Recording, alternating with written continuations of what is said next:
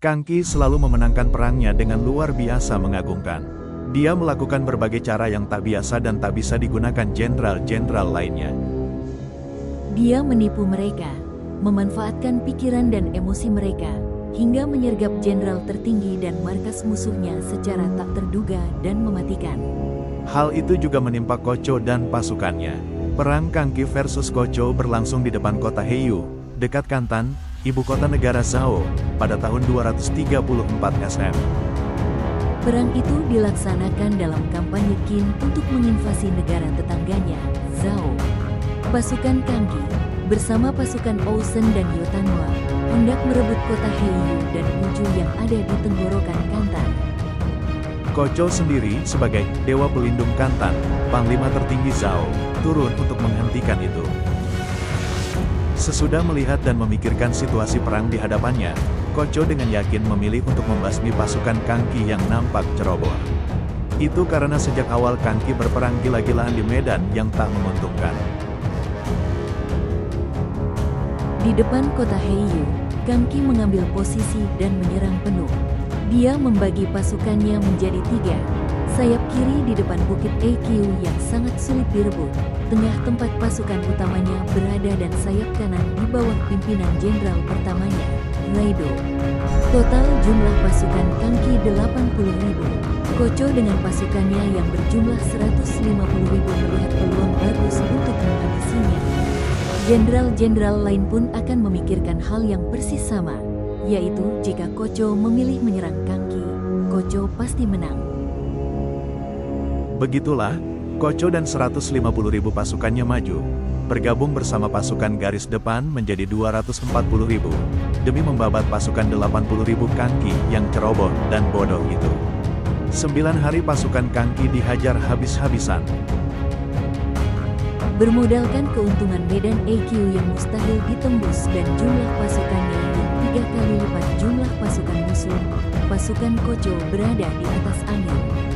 Pasukan sayap kiri Kang Qi yang diambil dari unit-unit sekitar dibabat silih berganti. Dari pasukan yang tidak terkenal hingga pasukan Gyokuho yang berprestasi dan terkenal. Pasukan tengah dan sayap kanan dipukul mundur hingga puluhan ribu pasukan lari untuk keluar dari medan perang. Pasukan Kang Qi memang jumlahnya bertambah besar dari sebelumnya, karena Kang Qi telah menjadi satu dari 6 jenderal besar Qin.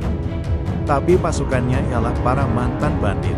Kebanyakan dari mereka hanya mencari kebebasan dan keuntungan dari pasukan itu, seperti dari jarahan perang atau penghargaan kerajaan.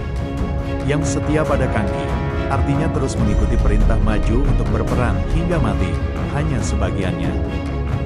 Melihat, mendengar dan mengetahui fakta perang yang buruk bagi pihak Kang Qi itu, negara Qin cemas.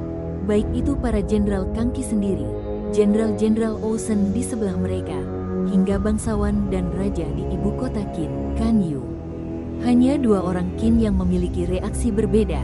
Pertama, Ousen, jenderal paling teliti dengan strategi sistematis yang luar biasa. Ousen hanya berpikir tenang seperti biasa. Dan kedua, Kang Qi itu sendiri. Serang terus, seru Kang Qi, sambil menyeruput teh hangat di mejanya ditemani gadis-gadis markasnya. Namun, perang tidak sebening itu terlihat. Hal-hal tersembunyi memiliki kekuatan untuk menentukan kemenangan. Dan itulah yang Kang Qi lakukan, persembunyian. Atau, ketersembunyian. Dia menyembunyikan beberapa hal yang menuntun mereka pada kemenangan. Ketika pasukan markas Ko Cho sudah sangat senang dengan kemenangan di depan mata mereka, dan bangsawan istana mereka sudah bersorak gembira, markas Ko Cho disergap.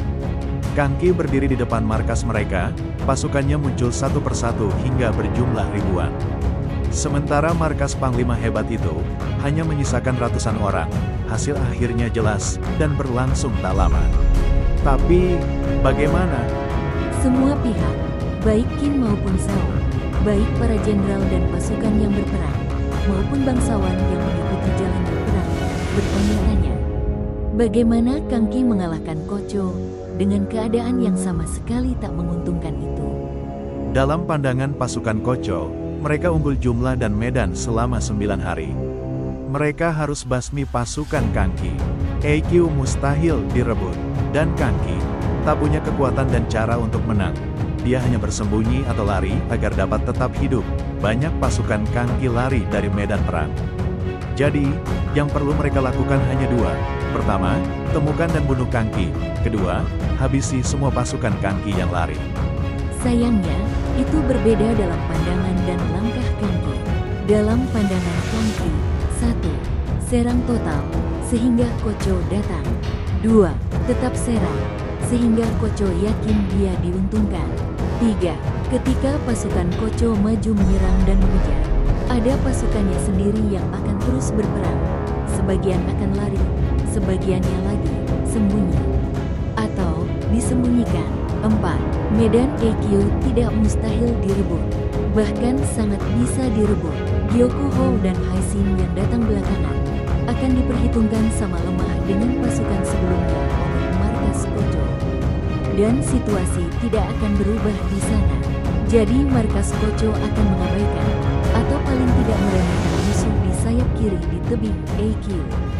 Dan itu akan mengacaukan perhitungan musuh yang sangat yakin itu ketika Gyokuhou atau Haisin berhasil menang.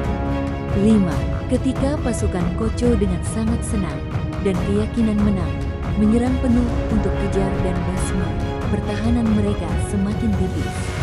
6. Ketika pertahanan Koco sudah cukup tipis, oleh tindakan mereka sendiri, yang dipancing Kang Ki, dan hal tak terduga yang bisa muncul dari sayap kiri, sergap dan taklukkan markas Koco dengan pasukan tersembunyi, dengan cepat. Kemenangan Haisin di sayap kiri bukan poin utama. Meskipun bisa disebut salah satu pion utama.